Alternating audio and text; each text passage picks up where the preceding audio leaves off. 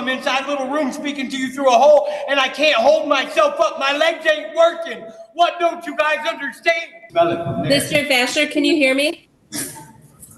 Mr. Vasher, can you hear me? Yes, ma'am. All right, I'm Magistrate Garwood. I'm going to be handling your cases today.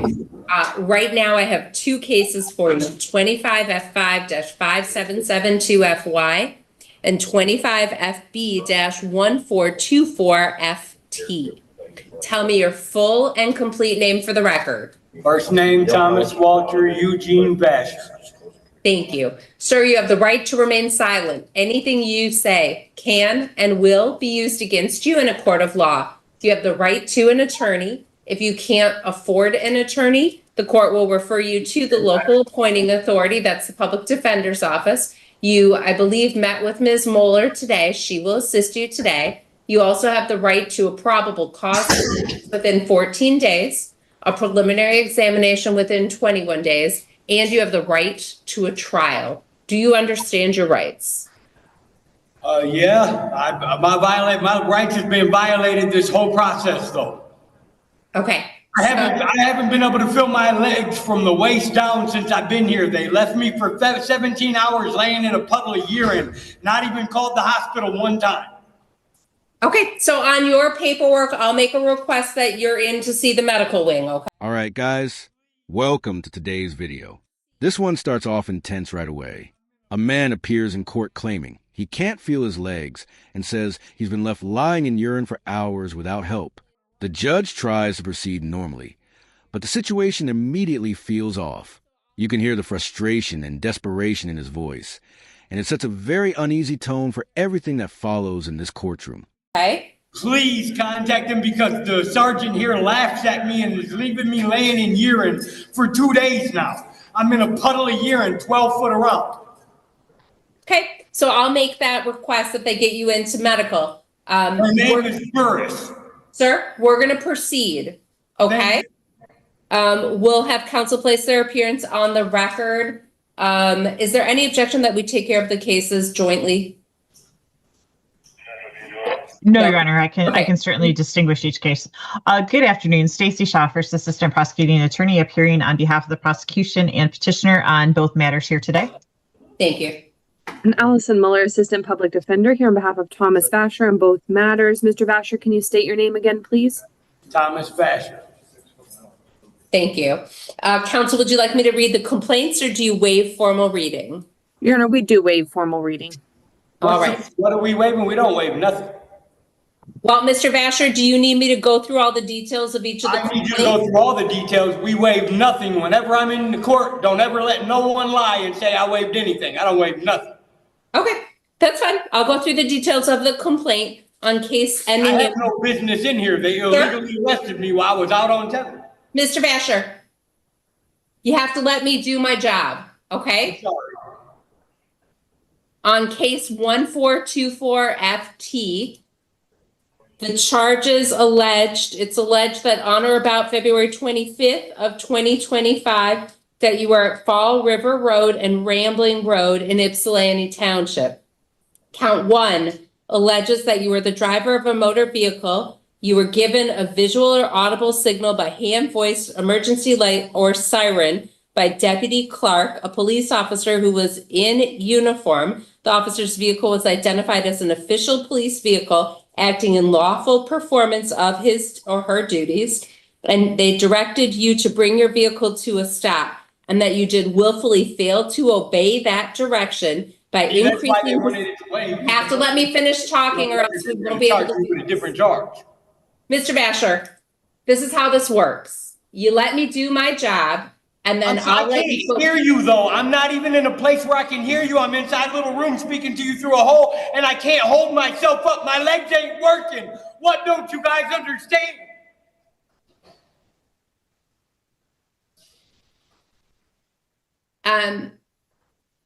To the deputy.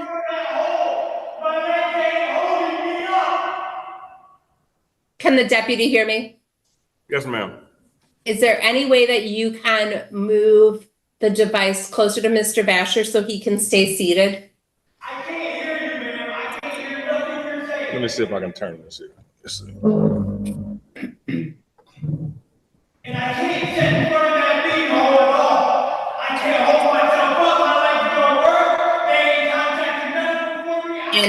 Deputy, is there any way that you can say to him that there's not a chair in there, there's just the bed?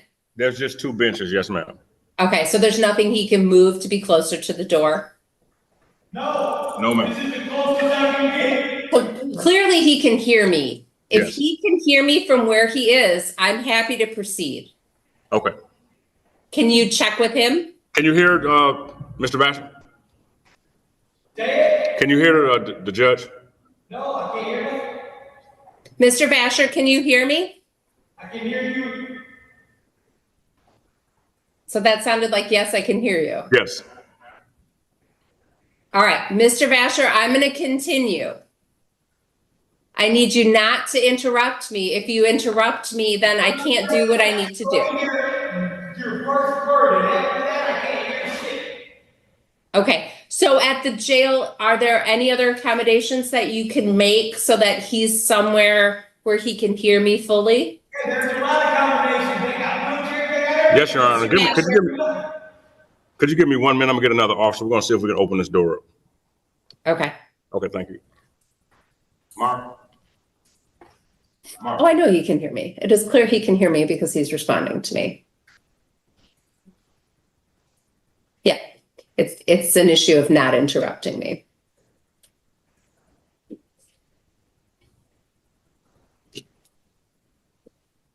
What was the last one?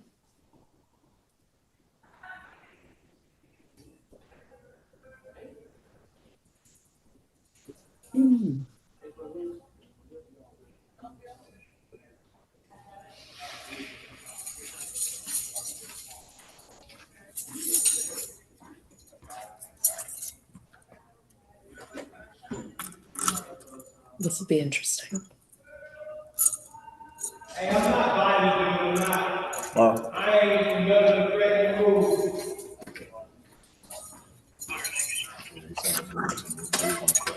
He can hear what she's saying. Not a violent person in the first place. Vasher, come on over. I can't.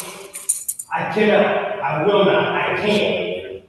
We've already been through this. She said that she's getting under this person's head about it. So. Vasher, you were just standing up. I know. I tried standing. I can't stand. Mr. Vasher. Okay, Mr. Vasher. Vasher. She's speaking. Mr. Vasher, Yes, ma'am. from where you are right now, can you hear me? I can hear you now. All right, I will proceed on the condition that you do not interrupt me. I'm listening. If you interrupt me, I'm going to stop and we'll take care of this tomorrow. Okay. All right.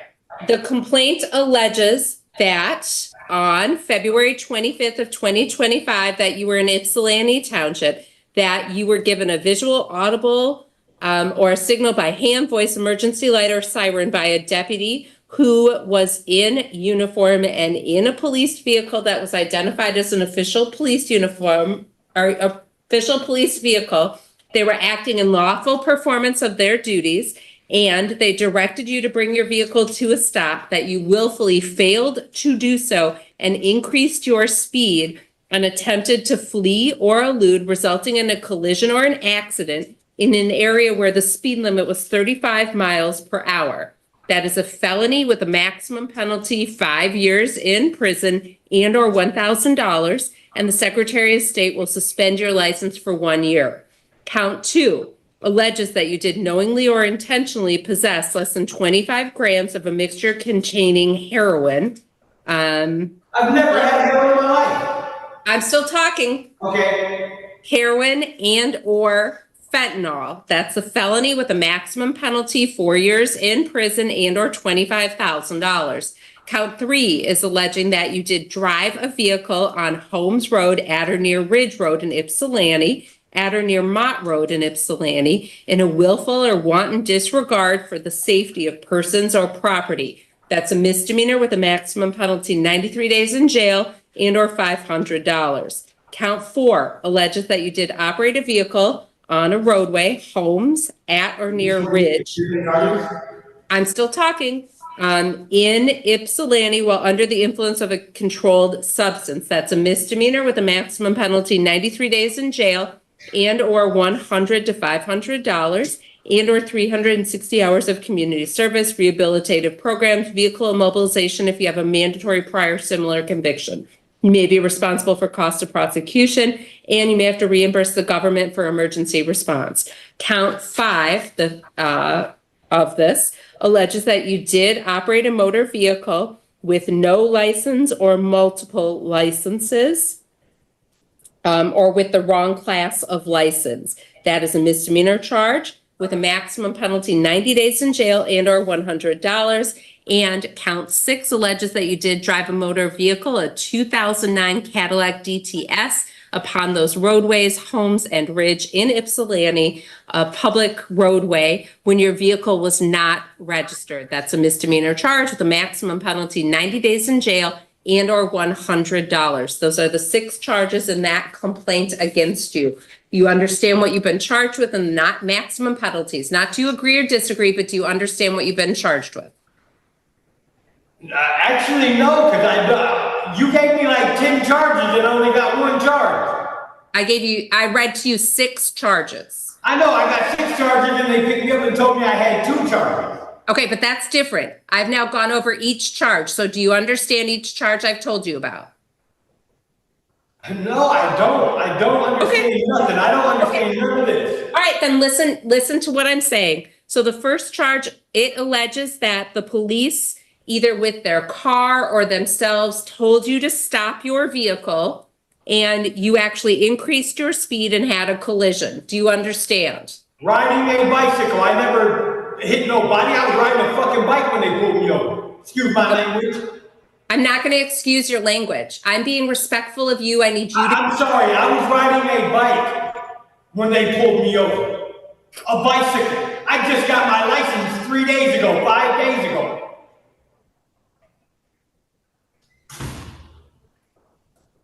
This is from February of 2025. I just got my license 5 days ago. I don't care when you got your license. These charges are from February.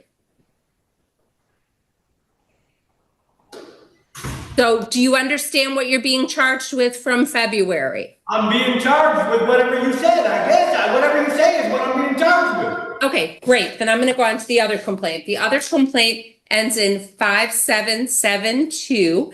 And that alleges that on or about May 9th of 2025, that you were in the city of Ann Arbor, 3035 Washtenaw Ave. It's alleged in count 1 that you did commit the crime of larceny by stealing a Samsung watch. That is a felony with a maximum penalty 4 years in prison and or $5,000. Count 2 alleges that you did while the Verizon store, Verizon Wireless, was open to the public, steal property of the store that was offered for sale at a price of less than $200. You have a prior conviction, so this is a second or subsequent offense, making misdemeanor with a maximum penalty 1 year in jail and or $2,000 or 3 times the value or difference in the price of property stolen, obtained, or attempted to be obtained, whichever is greater. Do you understand those 2 charges? Oh yes, but I gave them that.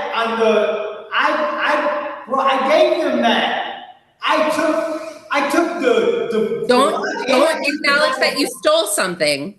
No, I took it off the wall and I made the dude that was standing there talking to me give me his charger and everything right off of him. And then I gave it back to him like an hour later after I left. I just showed somebody that I could do it. I took it back to him. It's all on videotape. Okay, so it's clear you understand the charges. You understand the maximum penalties? Yes. Okay, I'm going to have you stand. At this point, the second case is introduced involving a stolen item from a store. As the judge explains the charges, the defendant begins talking and, without realizing it, starts admitting details that sound very close to confession. His attorney quickly steps in to stop him, but the moment already lands. From an outside perspective, this is one of those critical mistakes that can seriously impact how the case unfolds moving forward. Mute, I'll enter a plea of not guilty on your cases. I'm going to schedule you for your next court date. Both the cases will travel together. They'll be handled on October 9th for a probable cause conference. That's at 9 a.m. or as soon thereafter as your case can be called. Can I ask a question? Can I finish saying my sentence? Okay, yes, ma'am, I'm sorry. So 9 a.m. or as soon thereafter, your case can be called there at the 14A1 District Court in person in front of Judge Simpson. You had a question? My question is,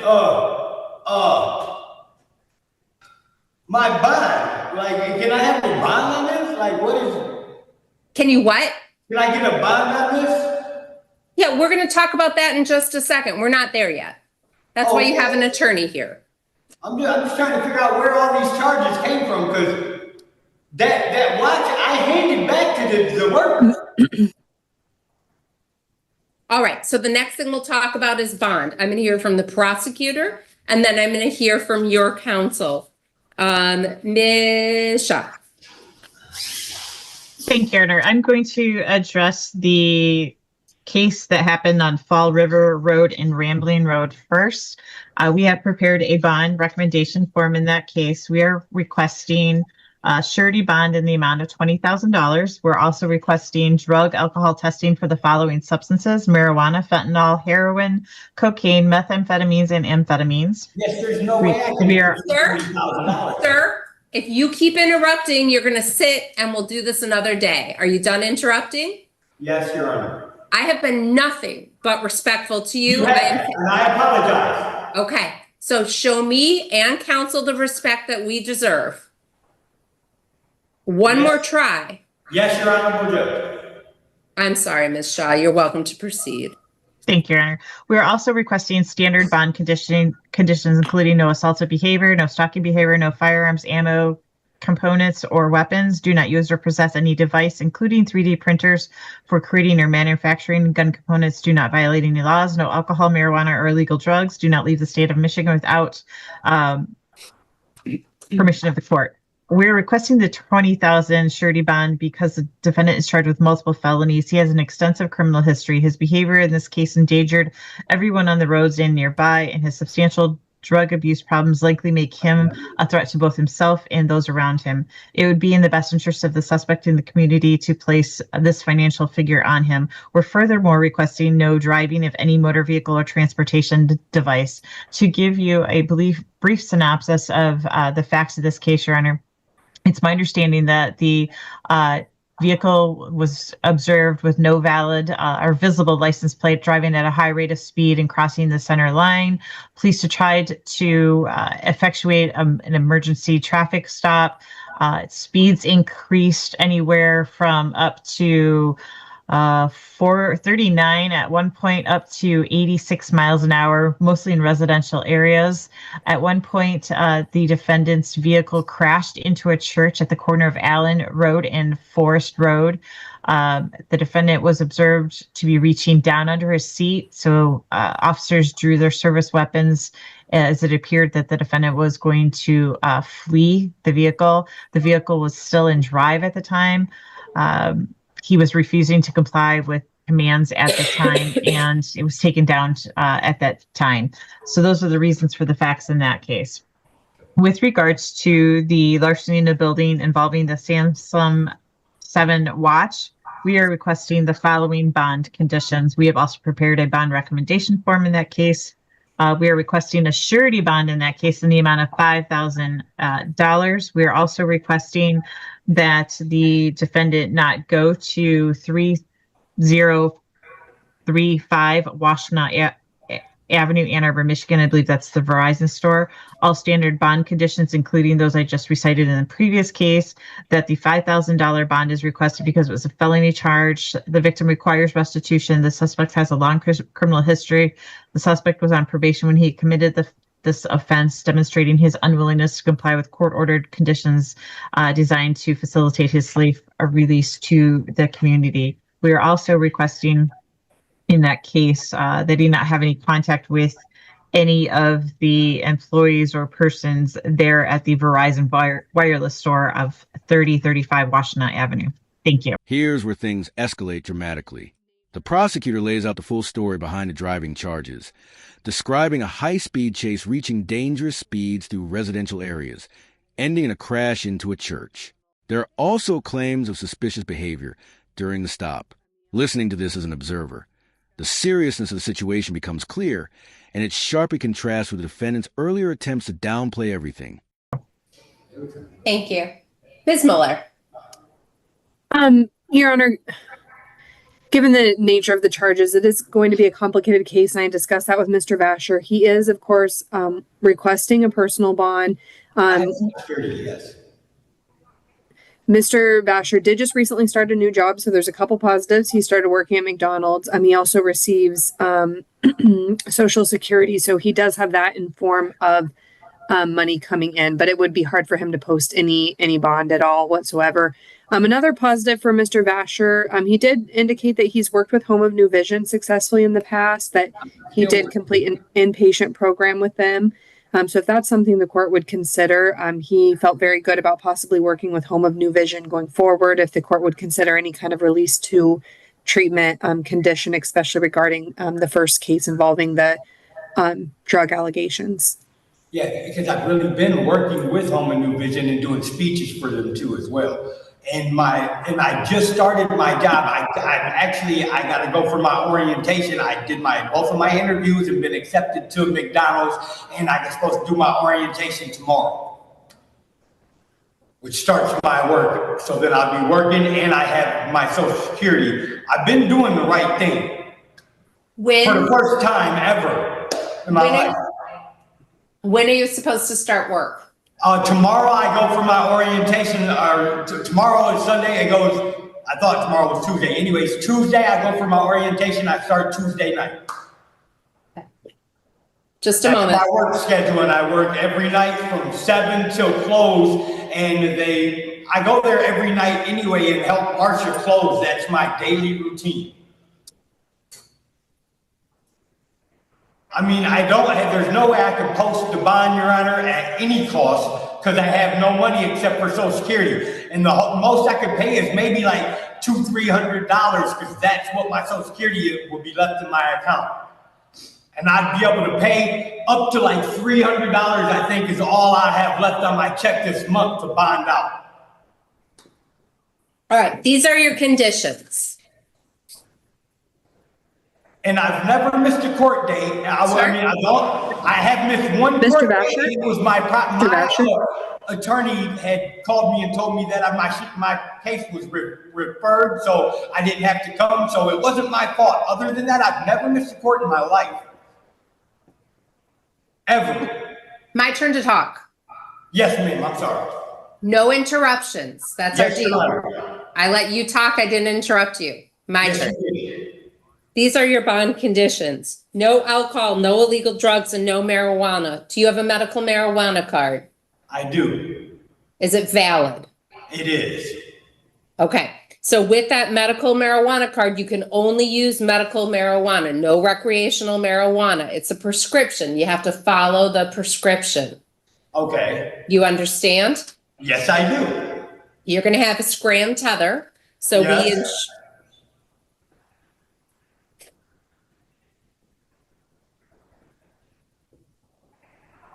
One sec. It's drugs. Actually, I'm not going to do scram tether because it's not alcohol, correct? Right. Well, I will come in and drop 10 times a week because I ride right by. Now talk. Stop. Okay. Not going to do scram tether. I'm going to require you to come in. You're going to be testing for all of it. Marijuana, fentanyl, heroin, cocaine, methamphetamine, and amphetamine. And we're going to begin that testing. If you're able to post your bond, that testing will begin on the first day that you can get to community corrections. When you get there, you have to bring photo ID and $12. If you don't have photo ID, you're going to get a copy of your booking photos. That testing is going to be 3 times a week. Do you understand? I do, Your Honor. And I will make it every day. I'll be here. It was just a yes or a no. Yes. Okay. Sit tight for a second here. When does that medical marijuana card expire? I think we just got it renewed in July, I want to say. I'm not sure. Okay. But I mean, like, I don't even care. I won't even smoke weed, period. Just answer the questions I ask you, okay? Yeah, I think it's July. All right. So if it's expired or if it's not valid, then we're going to include the marijuana in your testing. You understand? Yes. All right, continuing. You're not allowed to leave the state without prior permission of the court. You're not to purchase or possess any firearms, ammunition, any gun components, or any dangerous weapons, nor are you to be with anyone who has any of those items. Do you understand? Yes, Your Honor. Do you own any firearms or dangerous weapons? I do not. You are not to assault, terrorize, frighten, intimidate, threaten, harass, molest, or stalk anyone. Do you understand? Yes, Your Honor.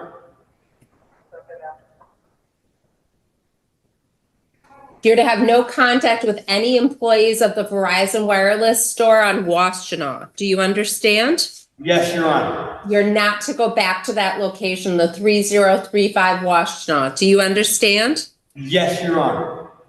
You are not to violate any criminal law. You're required to appear for any and all court hearings and other places as directed by the court. All of your conditions, they're going to exist whether you're in custody or out of custody. They'll remain in full force and effect until changed by the court. If there's any change to your address, email, or telephone number, you're required to notify the court and the public defender. Do you understand? Yes, Your Honor. You are not to drink and drive. You are not to use drugs and drive. You are not to drive without a valid license. Do you understand? Yes, Your Honor. Any vehicle that you're driving has to be registered and has to have insurance. Do you understand? Yes, Your Honor. Do you have any questions regarding what I've done so far? No, Your Honor. As far as the felony, the larceny felony is concerned, that's the one for May ending in 5772. I am going to set a cash bond on that case. And if you are able to post your bond on the other case, then you can be released on that case. That cash bond, just so you can get some credit for time served, is going to be $100 cash or surety. So if you post your bond on the other case, you can be released on this case. Okay, what's the bond? Hold on. Oh, okay. I'm still going. Yeah, because I can't make no big money at all. Like $200 would be like the most. All right, now we're going to go to the other case. This is the case that's really of concern to me. When we have people who are having car accidents, who are under the influence, who are driving, who don't have the appropriate credentials to be driving or be driving a particular car, that's of concern. You put me at risk, you put yourself at risk, you put everyone at risk. There is no mechanism that I can use in our current county, in our sort of tools that we have. I don't have a tether that I can put on you to make sure you're not using anything. And even if I send you every day, all that does is give me a test result. And so I'm concerned about the safety of the community, and I'm concerned for your safety. I'm also concerned about your behavior today.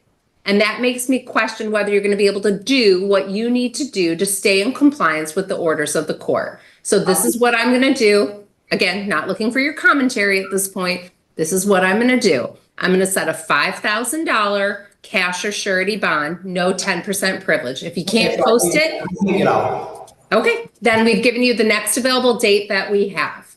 And again, you have other charges that we're still waiting to hear on. Can I say one thing? Can I ask a question? You can ask a question if it's a question, not just a comment. Okay, could maybe like I please get like maybe a 10% on that 5,000? I could make that bond. So because I just got it took me so long because I didn't know how to do the computer things to get into to be accepted to the job for McDonald's, or I would have been working for the last year, but I just figured it out. It took me like 3 months to figure out how to do the make hire online. If I can get that down to like a 10%, if I can get it to a 500, I can pay that bond. I can be to work by Tuesday. I can pay my other $100 bond. Please, can I get that at 10%? I'm going to leave it as it is, and then we're going to see what happens tomorrow with the other charges. And then I'm happy to reevaluate based on what happens with the other charges. So you can't go anywhere anyway.